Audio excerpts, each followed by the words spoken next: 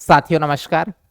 जैसे कि आपको पता है कि हम प्रतिदिन टॉप 25 साइंस के क्वेश्चन लाते हैं जो आने वाले एग्जाम के लिए अति महत्वपूर्ण होते हैं और इसी श्रृंखला के अंतर्गत हमारा आज 13 पार्ट है। ये तो करते हैं यहाँ पर भी टॉप 25 क्वेश्चंस। देखिए जो हमारा पहला क्वेश्चन है, निम्न में से कौन सा कोशिकांग अमीबा में जल की मात्रा को बनाए रखने के लिए उत्तरदायी होता है।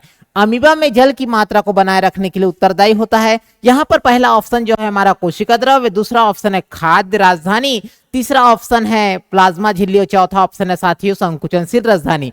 तो इसका जो सही आंसर होगा साथियों ऑप्शन डी, संकुचनशील राजधानी। इसकी सहायता से जल की मात्रा को बनाए रखता है साथियों अमीबा अपने शरीर में। जो अमीबा होते हैं, अमीबा इसमें जो फिजन होता है, अमीबा में किस प्रकार का जनन होता है, तो अमीबा में बाइनरी फिजन होता है साथियों। क्या होता है? बाइनरी फिजन, अर्थात द्विविखंडन होता है किस जीव में? अमीबा में। साथ में अमीबा का प्रचलन अंग क्या होता है, तो अमीबा का प्रचलन अंग जो होता है स्यूडोपोडिया कहते हैं। क्या कहते हैं साथियों? स्यूडोपोडिया, इसे कहा जाता है स्यूडोपोडिया। यहां पर याद रखना। और जिसकी सहायता से अपने भोजन को ग्रहण करता है या पकड़ता है उसे कहा जाता है साथियों खाद्य राजधानी। यहां पर होता है साथियों खाद्य राजधानी। तो इसकी सहायता से भोजन ग्रहण करता है कौन? अमीबा। और साथ में अन्य फैक्ट याद रखना है। और यहाँ पर जल की मात्रा को बनाए रखने के लिए जो ऑप्शन है हमारा डी सही उत्तर होगा। देखते हैं कार्बन के किस रूप का उपयोग शुष्क स्नेहक के रूप में किया जाता है। तो साथियों शुष्क स्नेहक के रूप में हम कार्बन की किस अपरूप का यूज करते हैं, तो इसका सही आंसर होगा ग्रेफाइट। ठीक है साथियों, यहां पर सही आंसर होगा हमारा ग्रेफाइट। और इस ग्रेफाइट का कहां उपयोग किया जाता है, तो ग्रेफाइट का उपयोग करते हैं पेंसिल की नोक बनाने के लिए। कहां करते हैं साथियों? पेंसिल की नोक बनाने के लिए। यहां पर देखिए जो हीरा होता है, आप हीरा के बारे में जानते हैं कि प्रकृति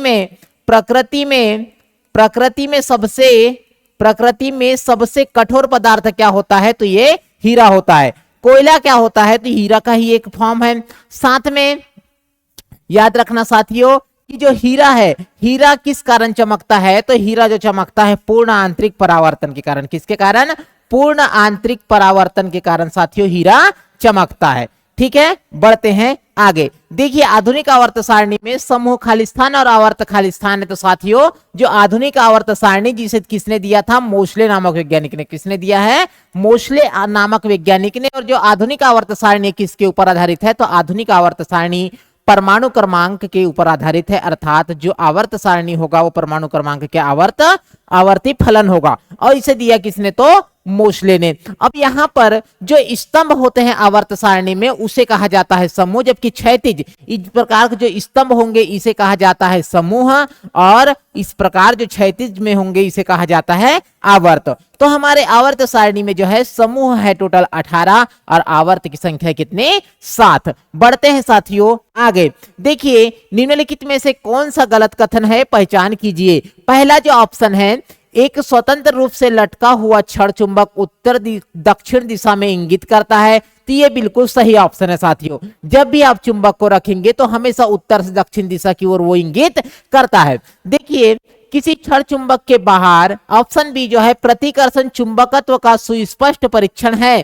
प्रतिकर्षण चुंबक का सुस्पष्ट परीक्षण है। यहां पर आप लोगों के दिमाग में आएगा कि जो प्रतिकर्षण तो चुंबक में होता है, जैसे कि मान लीजिए ये हमारा चुंबक हुआ, इसमें एक ध्रुव हुआ यन और दूसरा ध्रुव क्या हुआ यस। अगर से इस चुंबक को हम दूसरे ध्रुव के पास ले जाए, दूसरे चुंबक के पास ले जाए, तो यहां मान लीजिए यस और यहां मान लीजिए यन और यहां मान लीजिए यस। तो देखो यहां पर जो है साउथ है, यहां पर नॉर्थ है, तो इनके बीच क्या होगा साथियों? आकर्षण होगा। लेकिन यहां पर चुंबक के एन ध्रुव और चुंबक के एस ध्रुव के मध्य आकर्षण हो रहा है, तो ये तो चुंबक का एक गुण हुआ, ये सत्य है। लेकिन ये बोल रहा है कि प्रतिकर्षण चुंबकत्व का सुस्पष्ट परीक्षण है। तो यहां पर और देखना पड़ेगा कि मान लीजिए एक चुंबक हुआ, ये एक चुंबक है, इसका एक ध्रुव है यन और इसका एक ध्रुव है यस। तो चुंबक को जब हम आयरन के पास ले जाएंगे, आयरन के पास, कोबाल्ट के पास ले जाएंगे, निकिल के पास ले जाएंगे, प्लेटिनम के पास ले जाएंगे, तो ये हमेशा क्या करेगा साथियों? आकर्षण होगा। इनके बीच में हमेशा आकर्षण होगा। लेकिन प्रतिकर्षण केवल एक ही कंडीशन में होगा, अर्थात जब एक चुंबक का एस ध्रुव दूसरे चुंबक के एस ध्रुव के पास होगा, दूसरे चुंबक के एस ध्रुव के पास होगा, उसी कंडीशन में क्या होगा, प्रतिकर्षण होगा। तो इस प्रकार हम कह सकते हैं कि बिल्कुल सही है, प्रतिकर्षण चुंबकत्व का सुस्पष्ट परीक्षण है, अर्थात चुंबक का एस ध्रुव जब दूसरे चुंबक के एस ध्रुव से के पास में जाएगा तो हमेशा प्रतिकर्षण होगा, जबकि एक जब पदार्थ मिलेंगे तो इस स्थिति में हमेशा आकर्षण होगा। तो ये हमारा ऑप्शन बी भी सही है। तीसरा देखिए, किसी क्षण चुंबक के बाहर चुंबकीय क्षेत्र रेखाओं की दिशा हमेशा उत्तरी ध्रुव से दक्षिण ध्रुव की ओर प्रतीत होती है। तो सही बात है, हमेशा चुंबक से जो चुंबकीय रेखाएं निकलेगा वो हमेशा उत्तर ध्रुव से दक्षिण ध्रुव की ओर निकलते हैं। तो ये भी ऑप्शन हमारा सी भी सही है। चौथा ऑप्शन है, कई क्षेत्र रेखाएं चुंबकीय क्षेत्र के अंदर किसी दिए गए बिंदु पर प्रतिच्छेद करती है। तो याद रखना साथियों, जो चुंबकीय क्षेत्र रेखाएं हैं वो कभी एक दूसरे को प्रतिच्छेद नहीं करती। ये हमारा ऑप्शन गलत है। ईस्ट में होने वाले किण्वन और मनुष्य की पेशीय कोशिकाओं में होने वाले अनाक्षी श्वसन में क्या समस्या, सॉरी साथियों, ये हमारा ऑप्शन अलग आ गया। तो देखते हैं, यहां पर क्वेश्चन गलत टाइप हो गया साथियों।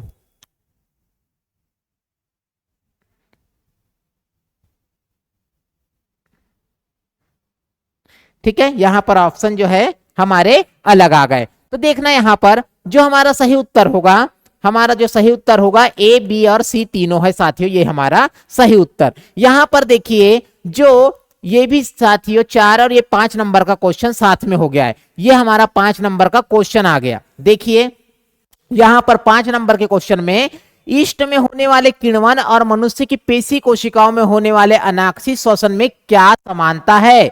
तो साथियों इसमें देखिए, मैं बता दूं आप लोगों को, यहां जो हमारे शरीर में ऊर्जा का जो उत्पादन होता है, किससे होता है साथियों, शरीर में ऊर्जा का उत्पादन होता है ग्लूकोज के ऑक्सीकरण से। तो यहां पर देखिए हमारे शरीर में होता क्या है, देखिए जो ग्लूकोज होता है, जो ग्लूकोज है, ग्लूकोज से क्या बनता है साथियों, ग्लूकोज से बनता है 2 पायरुविक एसिड और साथ में क्या उत्पन्न होता है, 4 एटीपी एनर्जी।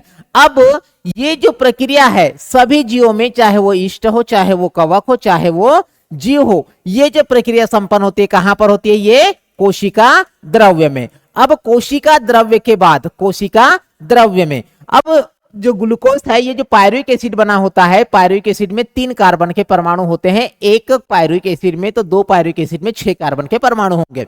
जो ग्लूकोज होता है, अब इससे क्या क्या होगा साथियों, तो इससे होगा, अगर से देखिए ये जो कोशिका द्रव्य में साथ में बिना ऑक्सीजन की ये अनुपस्थिति है, ऑक्सीजन नहीं है साथियों। तो यहां पर देखिए जो ग्लूकोज होगा पायरुविक एसिड से बनता क्या क्या है, तो यहां पर जो ईस्ट है, ईस्ट में क्या क्या होगा, तो इस पायरुविक एसिड से ईस्ट में बनेगा C6, क्या बनेगा साथियों, CH3CH2OH, और साथ में एटीपी के रूप में ऊर्जा उत्पन्न होगी और साथ में CO2 का निर्माण होगा। ये कहां पर होगा, ईस्ट में। ये कहां पर होगा साथियों, ईस्ट में। अब देखिए जो मनुष्य के, ये क्या हुआ, बिना ऑक्सीजन के अनुपस्थिति में।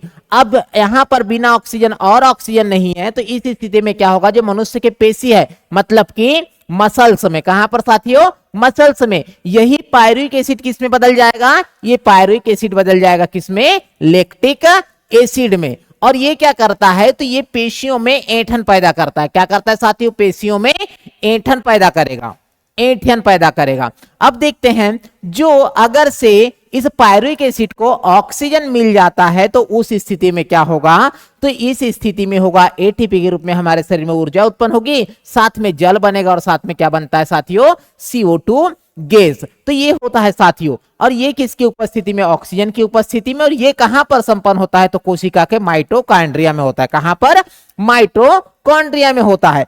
तो यही है हमारे लिए सही, अर्थात इसी से होता है शरीर में ऊर्जा का उत्पादन। तो बढ़ते हैं आगे, देखिए तो इसमें जो हमारा जो 5वां क्वेश्चन है, ईस्ट में होने वाली किण्वन और मनुष्य की पेशीय कोशिकाओं में होने वाले अनाक्षी श्वसन में क्या समानताएं हैं, तो ये होता है दोनों कोशिका द्रव्य में संपन्न होते हैं, जबकि जो ऊर्जा का उत्पादन है वो हमारे शरीर के माइटोकॉन्ड्रिया में होता है। जबकि ईस्ट और पेशी कोशिका ये दोनों कहां पर संपन्न होती है, तो कोशिका द्रव्य में। बढ़ते हैं आगे, देखिए यहां पर ये जो होते हैं दोनों, ये कोशिका द्रव्य में होंगे, ये वाले और ए वाले, जबकि ये कहां पर, तो माइटोकॉन्ड्रिया में। देखिए जो नेक्स्ट क्वेश्चन है हमारा, माध्यम ए से माध्यम बी की ओर जाते समय एक प्रकाश किरण अभिलंब की ओर झुकती है, तो इनमें से कौन सा कथन सही है। साथियों मान लीजिए ये क्या है, सीमा है, मान लीजिए ये क्या है, सीमा है। अब सीमा किसी लड़की का नाम नहीं है, यहां पर सीमा मतलब है इंटरफेस। क्या है साथियों, इंटरफेस, अर्थात दो माध्यम को अलग करने वाला भाग। मान लीजिए ये क्या है, विरल माध्यम है और ये क्या है, सघन माध्यम है। क्या है साथियों, सघन माध्यम है। अब देखो यहां पर हम खींच देते हैं क्या, अभिलंब। तो जब प्रकाश की किरण विरल माध्यम से सघन माध्यम में आती है तो अभिलंब की ओर झुक जाती है। अब इसे जाना था साथियों इधर, लेकिन ये कहां पर, इधर ये झुक गया। तो यहां पर आपतन कोण आई और ये परावर्तन कोण क्या हुआ, अपवर्तन कोण आर। तो हमेशा याद रखना जो आपतन कोण आई है, आपतन कोण का मान अपवर्तन कोण के मान से बड़ा होता है। तो देखिए माध्यम ए के माध्यम बी की तुलना में प्रकाशित रूप से सघन है। माध्यम ए के मतलब इसका कारण पूछा जा रहा है कि अभिलंब की ओर झुकने का कारण क्या है। तो माध्यम ए के माध्यम बी की तुलना में प्रकाशित रूप से सघन है। क्या माध्यम ए माध्यम बी से सघन है साथियों, नहीं।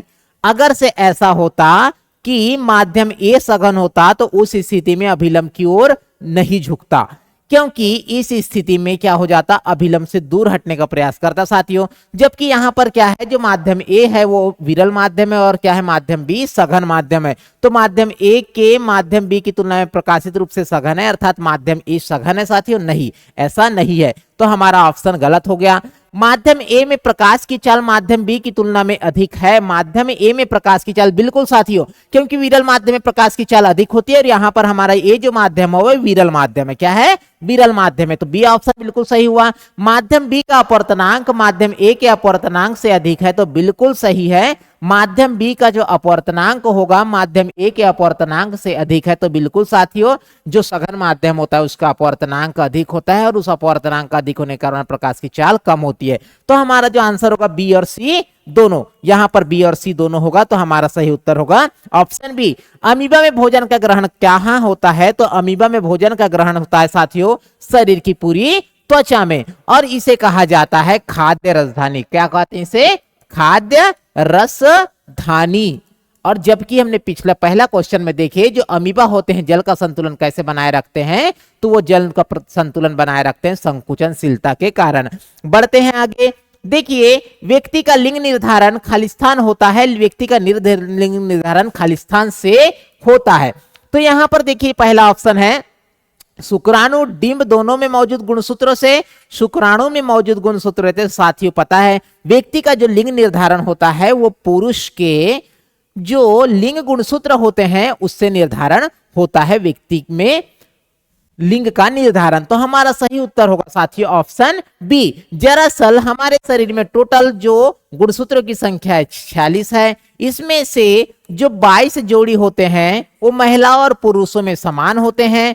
पुरुषों में जो है 23वां जोड़ा साथियों ये महिला व पुरुष में समान होते हैं, और जो महिलाओं में होते हैं वो 23वां जोड़ा जो गुणसूत्र है इसमें भी 1 से 1 पाया जाता है, जिस प्रकार यहां पाया जाता है। जबकि जो पुरुष होते हैं उनमें 23वां जोड़ा जो होता है उसमें गुणसूत्र क्या होते हैं, XY होते हैं। जब इस XY का फर्टिलाइजेशन किसी X मतलब कि महिला के X गुणसूत्र से होता है, तो उस स्थिति में निर्माण होगा। अगर से X हो जाता है तो ये लड़की, जबकि X हो जाएगा तो यहां पर भी लड़की। लेकिन अगर से Y X से मिल जाए तो यहां पर लड़का बनता है साथियों, और Y X से मिल जाए तो यहां पर क्या बनता है, लड़का। तो हम देख रहे हैं जो डिफरेंट गुणसूत्र है वो पुरुषों में है, इसलिए जो लिंग का निर्धारण करते हैं वो शुक्राणु में उपस्थित गुणसूत्र के माध्यम से होता है। और कौन सा गुणसूत्र होता है, तो 23वां जोड़ा गुणसूत्र है पुरुषों में, जिसे कहते हैं लिंग गुणसूत्र और इंग्लिश में कहा जाता है साथियों एलोसोम। ठीक है, बढ़ते हैं आगे। तो हमारा सही उत्तर क्या होगा, शुक्राणु होगा। साथ में देखिए जो शुक्राणु होता है शरीर में अर्थात प्रजनन मार्ग में कितने घंटे तक जीवित रहते हैं, तो 72 आवर तक साथियों जीवित रहते हैं। बढ़ते हैं आगे। देखिए जो दो प्रतिरोध है, दो प्रतिरोध ए और बी के प्रतिरोध क्रमशः 5 ओम और 10 ओम है। यदि वे 5 वोल्ट के एक बैटरी के साथ श्रेणी क्रम में संयोजित है, किस प्रकार है साथियों, श्रेणी क्रम में संयोजित है, तो देखिए यहां पर क्या है, मान लीजिए ये कोई हमारा परिपथ हुआ और यहां पर जो है हमने 5 वोल्ट की बैटरी लगा दी है, ये हो गया प्लस और ये हो गया माइनस। इसका जो मान है 5 वोल्ट है, हमेशा धारा का जो प्रवाह होगा वो प्लस से माइनस की ओर होगा, अर्थात यहां पर धारा प्रवाहित है। जो पहला प्रतिरोध है वो 5 ओम है, दूसरा प्रतिरोध है वो 10 ओम है।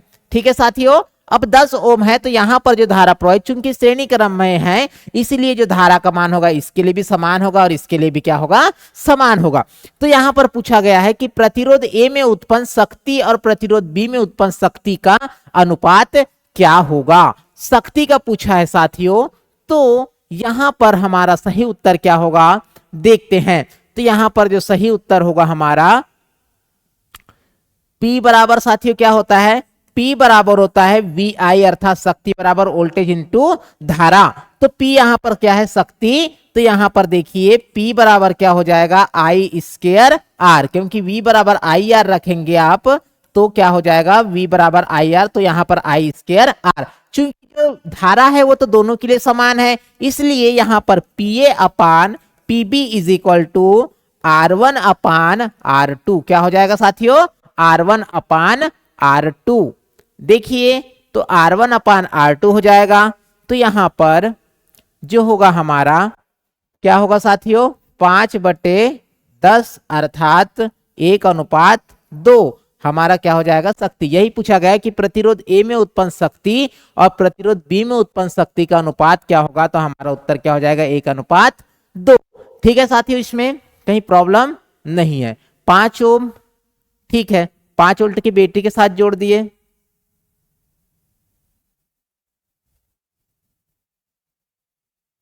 ठीक है साथियों, बढ़ते हैं आगे। देखिए किसी वस्तु को 15 सेंटीमीटर फोकस दूरी वाले अवतल दर्पण के सामने 30 सेंटीमीटर की दूरी पर रखा गया है, तो निर्मित प्रतिबिंब, किसी वस्तु को 15 सेंटीमीटर फोकस दूरी वाले अवतल दर्पण के सामने रखें। देखिए यहां पर अवतल दर्पण बना लीजिए। जो अवतल दर्पण है, अवतल दर्पण में मुख्य अक्ष है ये, और इसे क्या कहते हैं P यानी कि ध्रुव प्रकाशिक केंद्र। अवतल दर्पण के सामने 15 सेंटीमीटर क्या है फोकस दूरी, F बराबर हो गया यहाँ पर 15 सेंटीमीटर। तो जो C हो जाएगा ये हो जाएगा कितना साथियों, 30 सेंटीमीटर। अब 15 सेंटीमीटर की फोकस दूरी वाले अवतल दर्पण के सामने 30 सेंटीमीटर की दूरी पर रखा गया है किसको, वस्तु को। यहां पर रखे हमने वस्तु को। ठीक है साथियों, यहां पर रखे हमने वस्तु को। तो निर्मित प्रतिबिंब कैसा है, तो निर्मित जो प्रतिबिंब होगा आभासी होगा, आभासी और उल्टा होगा। तो साथियों देखिए जो अवतल दर्पण है वो हमेशा जो प्रतिबिंब का निर्माण करेगा, अगर से वस्तु फोकस और ध्रुव के बीच में नहीं है तो उस स्थिति में वस्तु का जो प्रतिबिंब बनेगा वो हमेशा उल्टा बनेगा और वास्तविक होगा। तो यहां पर आभासी वाले को तो आप काट ही दीजिए। तो जो वास्तविक होता है हमेशा साथियों, वास्तविक क्या होता है, सीधा नहीं होता, हमेशा उल्टा है। तो हमारा ऑप्शन डी सही होगा। प्रतिरोधकता की इकाई क्या है, देखिए प्रतिरोधकता की इकाई क्या है, तो प्रतिरोधकता R बराबर क्या होता है, रो L/A होता है साथियों। तो यहां पर प्रतिरोधकता क्या है, ये है। तो देख लीजिए मान जो होगा रो इज इक्वल टू हो जाएगा RA अपान L, यहां पर ओम हो जाएगा और यहां पर हो जाएगा मीटर स्क्वायर बटे मीटर, और मीटर से मीटर कट गया तो ओम मीटर हमारा क्या हो गया, सही आंसर हो गया। जो महो होता है ये चालकता की इकाई है, किसकी इकाई है, चालकता की इकाई है। और इसी महो को क्या कहते हैं, तो ओम इनवर्स कह सकते हो साथियों, ओम इनवर्स कह सकते हैं। बढ़ते हैं आगे। डोबेराइनर के अनुसार निम्न में से कौन सा कथन सत्य है, डोबेराइनर के अनुसार निम्न में से कौन सा कथन सत्य है साथियों। तो देखो इसमें जो पहला ऑप्शन है, त्रिक के पहले और तीसरे तत्व के परमाणु द्रव्यमानों का योगफल दूसरे तत्व के परमाणु द्रव्यमान के बराबर होता है। त्रिक के पहले और तीसरे तत्व के परमाणु द्रव्यमानों का योगफल, योगफल नहीं साथियों, समांतर माध्य या औसत होता है। देखते हैं ऑप्शन बी, त्रिक के पहले और तीसरे तत्वों के परमाणु द्रव्यमानों का समांतर माध्य। मान लीजिए साथियों ए बी और बी सी तीन तत्व है, तो यहां पर जो बी का परमाणु द्रव्यमान होगा A प्लस सी बाटे 2 के बराबर होगा। तो हमारा सही उत्तर क्या होगा, यही होगा। अर्थात डोबेराइनर के त्रिक नियम के अनुसार तीन तत्व अगर से भाग लेते हैं तो उसमें पहला तत्व तीसरे तत्व का औसत दूसरे तत्व के परमाणु द्रव्यमान के बराबर होगा। अर्थात पहला तत्व का परमाणु द्रव्यमान और तीसरे तत्व के परमाणु द्रव्यमान का औसत दूसरे तत्व के परमाणु द्रव्यमान के बराबर होता है। यही होता है डोबेराइनर का त्रिक नियम। देखिए आगे, 3 सेंटीमीटर ऊंचाई वाली किसी वस्तु को एक 6 सेंटीमीटर फोकस दूरी वाले उत्तल दर्पण के सामने 20 सेंटीमीटर की दूरी पर एक मुख्य अक्ष पर रखा गया है। क्या है साथियों? उत्तल दर्पण। उत्तल दर्पण, अब हमेशा हमको पता है कि उत्तल दर्पण में क्या होता है, तो हमेशा छोटा प्रतिबिंब बनता है, छोटा प्रतिबिंब बनता है और सीधा प्रतिबिंब बनता है। तो ऑप्शन देख के तो पहले ही लगा लीजिए आप कि जो 3 सेंटीमीटर ऊंचाई वाले किसी वस्तु है तो उससे हमेशा क्या बनेगा? छोटा ही प्रतिबिंब बनेगा। तो इसमें 3 सेंटीमीटर से अधिक खत्म, 3 सेंटीमीटर से कम और उल्टा है, लेकिन उत्तल दर्पण तो हमेशा सीधा प्रतिबिंब बनाता है, तो ये हमारा गलत हो गया। फिर देखिए 3 सेंटीमीटर से कम और सीधा हमारा क्या हो जाएगा? ये सही आंसर हो गया। देखिए साथियों, ये सब आए हुए क्वेश्चन है। यहाँ पर क्वेश्चन जो है बड़े बड़े रूप दिख रहे हैं क्वेश्चन के, लेकिन अगर से ऑप्शन को देखें ध्यान से तो वो ऑप्शन कट ही जाते हैं। ठीक है साथियों, बढ़ते हैं यहाँ पर आगे। देखिए अब इसमें क्या होता है, तो हमेशा याद रखना जो उत्तल दर्पण होते हैं हमेशा छोटा प्रतिबिंब बनाते हैं और साथ में छोटा प्रतिबिंब बनाने के साथ साथ हमेशा सीधा प्रतिबिंब बनाते हैं। अभी ना ऑप्शन में देखोगे आप लोग तो वस्तु की ऊंचाई जब 3 सेंटीमीटर है तो उसमें से उससे बड़ा हो ही नहीं सकता, अर्थात 3 सेंटीमीटर से हमेशा कम ही होगा। क्लोरीन गैस पोटेशियम आयोडीन के साथ अभिक्रिया करते हैं, तो देखिए क्लोरीन गैस मतलब कि Cl2 और साथ में पोटेशियम आयोडाइड क्या होता है? तो Ki होता है साथियों, Ki पोटेशियम आयोडाइड विलयन के साथ निर्माण करते थे। किस प्रकार की अभिक्रिया का उदाहरण है? तो साथियों यहाँ पर देखिए जो निर्माण होगा हमारा KCl, क्या होगा साथियों? KCl और साथ में यहाँ पर टॉइस लगा दो, टॉइस KCl साथ में आयोडीन बाहर आ जाएगा। तो ये साथियों क्या है? विस्थापन अभिक्रिया का उदाहरण है। कौन सी अभिक्रिया? विस्थापन अभिक्रिया। क्योंकि विस्थापन अभिक्रिया में क्या होता है, जो पोटेशियम में क्या होता है साथियों? यस, इस प्रकार होता है, देख लीजिए, potassium, sodium, calcium, magnesium, aluminium, zinc, iron, lead, hydrogen,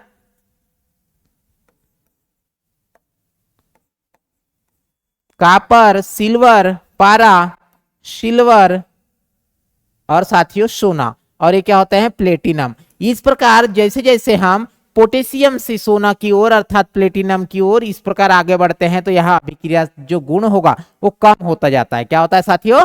कम होते जाता है। अर्थात सोडियम, पोटेशियम जो है सोडियम को प्रतिस्थापित कर सकता है, कैल्शियम को प्रतिस्थापित कर सकता है, मैग्नीशियम को भी प्रतिस्थापित कर सकता है। तो इस प्रकार हम देखते हैं कि विस्थापन अभिक्रिया का एक उदाहरण है। देखिए जो नेक्स्ट क्वेश्चन है हमारा, कक्षा 10वीं के छात्रों द्वारा 4 अलग अलग प्रयोग किए गए। नवीन ने कॉपर सल्फेट की जली विलयन की कुछ मात्रा से भरा एक बीकर लिया और उसमें मैग्नीशियम की एक पट्टी का टुकड़ा डाल दिया। देखिए जो कॉपर सल्फेट है, कॉपर सल्फेट, और इसमें क्या कर दिया उसने? मैग्नीशियम का एक पट्टी डाल दिया। तो देखते हैं तो क्या होगा। नीचे ऑप्शन में क्या बोला है? कौन सा विस्थापन अभिक्रिया के? पिछले क्वेश्चन में देखिए साथियों कि विस्थापन अभिक्रिया में अभिक्रियाशील श्रेणी, तो वहीं से क्वेश्चन फिर से आ गया। और दूसरा में क्या है? आयुष ने कॉपर सल्फेट की जली विलयन की कुछ मात्रा बीकर में भर लिया और उसमें पोटेशियम के टुकड़े डाल दिए।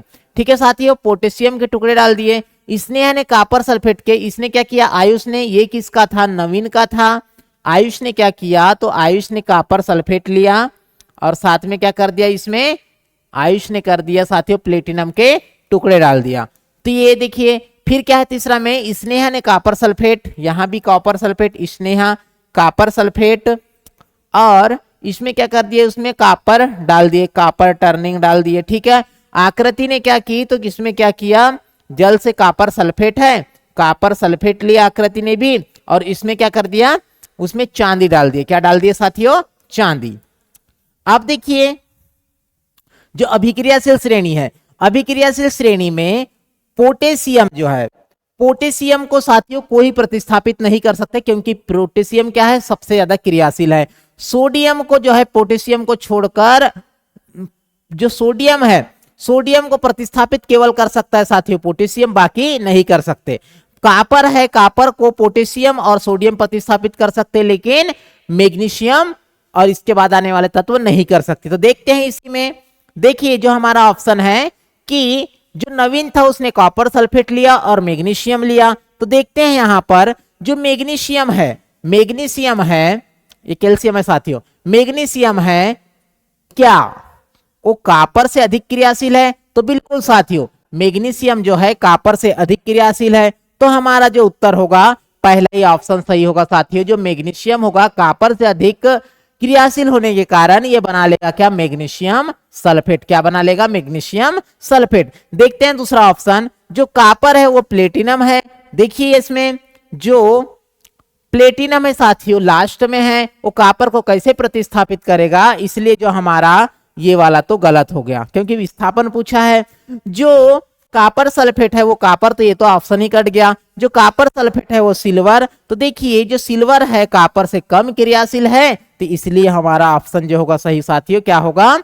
यहां पर पहला ऑप्शन नवीन होगा। तो हमारा ऑप्शन क्या होगा? सी होगा बिल्कुल। देखते हैं आगे, किसी समजातीय श्रेणी के अगले सदस्य में कार्बन परमाणु के साथ कितने हाइड्रोजन जुड़े होते हैं? तो मान लीजिए साथियों CH3OH, दूसरा जो श्रेणी होगा CH3, CH2 और OH। तो इनके बीच में जो अंतर होता है साथियों CH2 का होता है। तो इसमें जो पूछा गया है कि जो कार्बन होता है उसके साथ कितने हाइड्रोजन जुड़े होते हैं? तो कार्बन के साथ 2 हाइड्रोजन जुड़े होते हैं। हमारा आंसर ये होगा।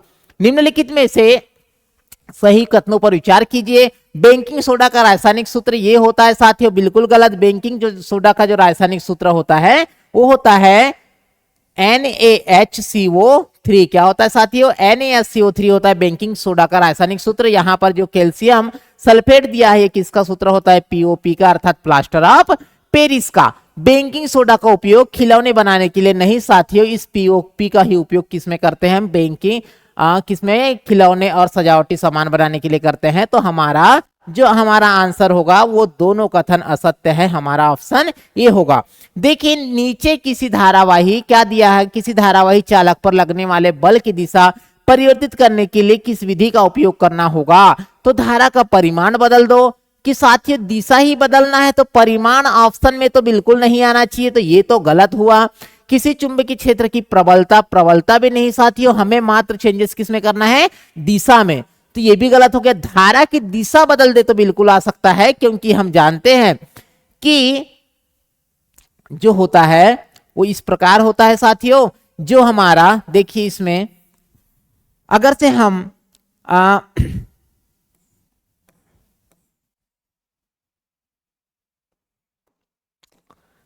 मान लीजिए कि हमने किसी फ्लेमिंग का नियम लगाए, तो फ्लेमिंग का नियम लगाए जो तर्जनी होता है हमेशा साथियों चुंबकीय क्षेत्र को दर्शाता है, चुंबकीय क्षेत्र को दर्शाता है। और जो हमारा अंगूठा होता है वो बल की दिशा को दर्शाता है। किसको दर्शाता है? बल की दिशा को दर्शाता है। और साथ में जो मध्यवर्ती फिंगर है वो किसको दर्शाता है? हमेशा धारा को दर्शाता है। तो इसमें यही कहा गया है कि धारा की दिशा को, बल की दिशा को परिवर्तित करना है। तो साथियों ये जो तीनों एक दूसरे के लंबवत रखे होते हैं इनमें परिवर्तन आवश्यक होता है। तो हमारा जो आंसर होगा केवल 3 होगा साथियों। ये ऑप्शन तो कट जाता है क्योंकि परिमाण की बात कही गई है, यहाँ पर प्रबलता की बात कही गई है। देखते हैं, बढ़ते हैं आगे। कीटनाशक हालांकि ये अजैव निम्नकरणीय होते हैं। क्या साथियों? अजैव निम्नीकरणीय होते हैं। कृषि के लिए लाभकारी है, हानिकारक है, दोनों। कृषि के लिए लाभकारी भी है और हानिकारक दोनों होते हैं। कीटनाशकों के संबंध में सही विकल्प का चयन कीजिए। ये पौधे की वृद्धि को कम करते हैं? नहीं साथियों, ये तो ऑप्शन गलत है। पौधे की वृद्धि को तो बढ़ाते हैं। कि कहा गया है कि सही विकल्प का चयन करना है। इनका उपयोग खरपतवार, कीटों और पौधों के रोगों को नियंत्रित करने के लिए किया जाता है। ये पौधों में क्लोरोफिल की मात्रा को कम करते हैं? ये भी नहीं साथियों। नाइट्रोजन चपावते में फेरबदल करते हैं पौधों को। साथियों हमारा उत्तर जो होगा सही इसमें, इनका उपयोग खरपतवार, कीटों और पौधों के रोगों को नियंत्रण करने के लिए किया जाता है। यही हमारा ऑप्शन भी सही होगा। बढ़ते हैं आगे। किसी वस्तु को एक 12 सेंटीमीटर फोकस दूरी वाले उत्तल लेंस के मुख्य अक्ष पर, साथियों कौन सी बात कही गई है यहाँ पर? उत्तल लेंस की। उत्तल लेंस के मुख्य अक्ष पर 18 सेंटीमीटर की दूरी पर है। तो देखिए यहाँ पर उत्तल लेंस में मुख्य अक्ष हो गया। ये जो बिंदु है इसके क्या बोलते हैं? प्रकाशिक केंद्र। यहां पर देखिए हमारा F1 हो गया और यहाँ पर क्या हो गया ट्वाइस F1 और इसे कहा जाता है C1 भी कह सकते हैं आप। तो 12 सेंटीमीटर फोकस दूरी, यहां से यहां तक की दूरी है कितनी 12 सेंटीमीटर। तो यहां पर जो दूरी है ये कितना हो जाएगा उसका डबल यानी कि 24 सेंटीमीटर। तो हम वस्तु को रखते हैं कहां पर साथियों 18 सेंटीमीटर की दूरी पर रखा गया है। 18 सेंटीमीटर की दूरी पर रखा गया अर्थात 12 और 24 के बीच में रखा गया है। तो यहां पर रखा गया है 18 सेंटीमीटर की दूरी पर वस्तु को।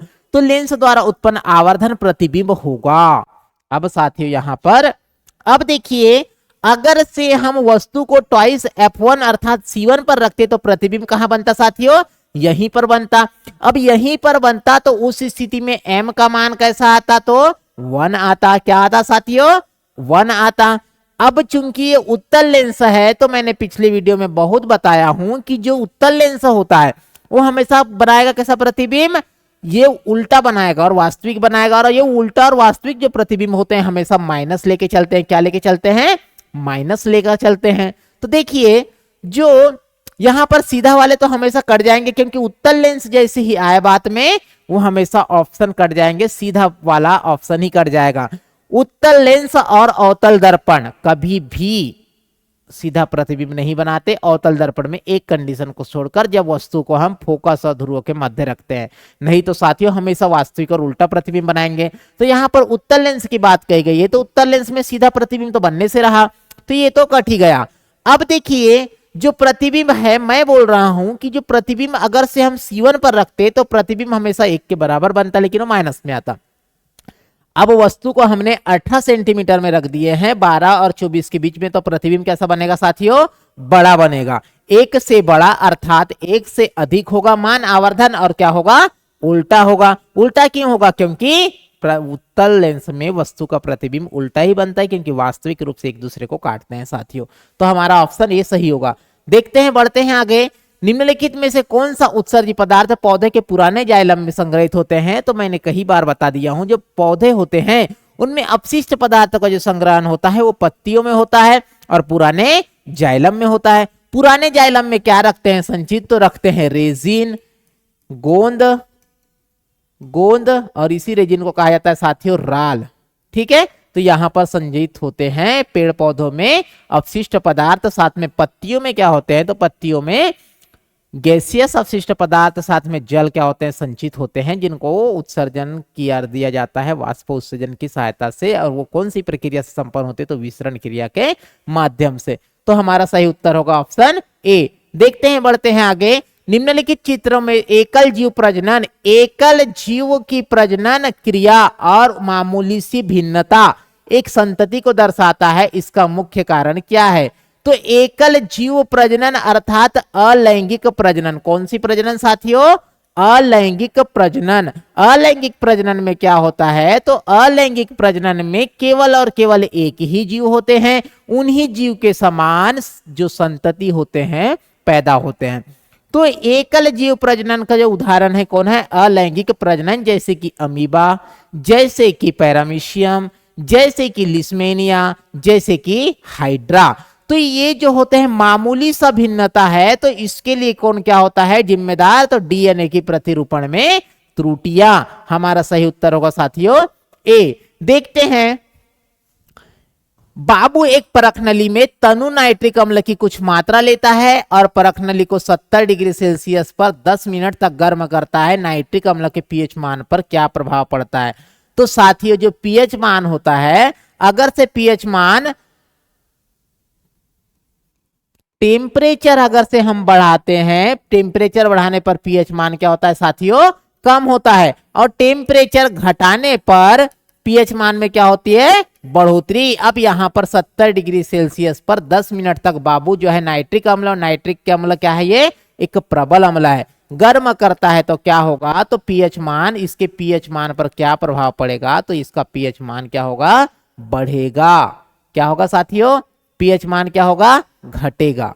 ठीक है साथियों यहां पर जैसे हम गर्म करेंगे तो पीएच मान में क्या होगा इसका उल्टा रिलेशन होता है। पीएच मान अगर से वस्तु पदार्थ को गर्म करते हैं तो पीएच मान क्या होगा घटेगा। तो हमारा सही उत्तर होगा ऑप्शन डी। देखते हैं धातु के दो तार ए और बी की पदार्थ ए और बी एक ही पदार्थ से बने हैं। देखो साथियों ए और बी जो है दो पदार्थ हो गए हमारे।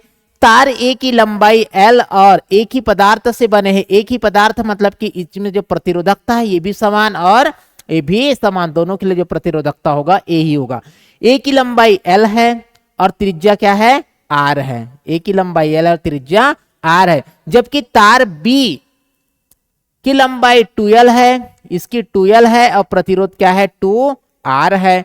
तो तार ए और बी के प्रतिरोध का अनुपात, तो इसको बनाने के लिए अपने को क्या करना पड़ेगा, न्यूमेरिकल हल। तो देखिए जो R होता है रो L बाई ए होता है। यहां पर R अनुक्रमानुपाती L, R अनुक्रमानुपाती रो, तो साथ ही ये तो समान ही है, और R व्युत्क्रमानुपाती 1/a।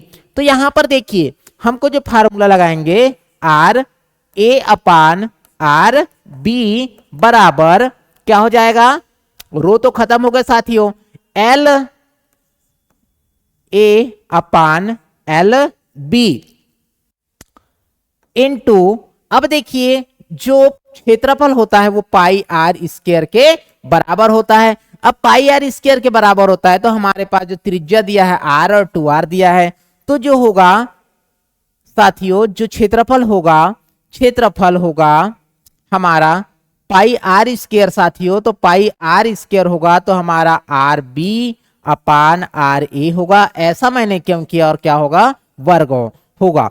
क्यों किया ऐसा, क्योंकि जो हमारा ए जो है वो व्युत्क्रमानुपाती है, व्युत्क्रमानुपाती होने पर वो ऊपर चला जाएगा, तो मान रख दीजिए बस। तो देखिए R A upon R B is equal to क्या हो जाएगा, एल का मान क्या है, एल और 2L है, तो यहां पर L अपान 2L इंटू आर बी का मान क्या है, ट्वाइस आर है, तो ये क्या हो जाएगा साथियों 4R स्क्वायर बटे आर क्या है, आर है, आर का स्क्वायर, तो आर का स्क्वायर आर से कट गया और एल से कट गया, तो साथियों क्या बचा यहाँ पर 2×4, यानी कि 2:1 हमारा सही उत्तर होगा ऑप्शन बी। ठीक है साथियों, बढ़ते हैं आगे, देखते हैं नेक्स्ट क्वेश्चन। प्रकाश संश्लेषण की प्रक्रिया कहां पर होती है, तो प्रकाश संश्लेषण की प्रक्रिया होती है क्लोरोप्लास्ट में, क्लोरोप्लास्ट में, और इसी को कहा जाता है साथियों हरित लवक। क्या कहते हैं, हरित लवक, और इसे ही कहा जाता है kitchen house of plant cell,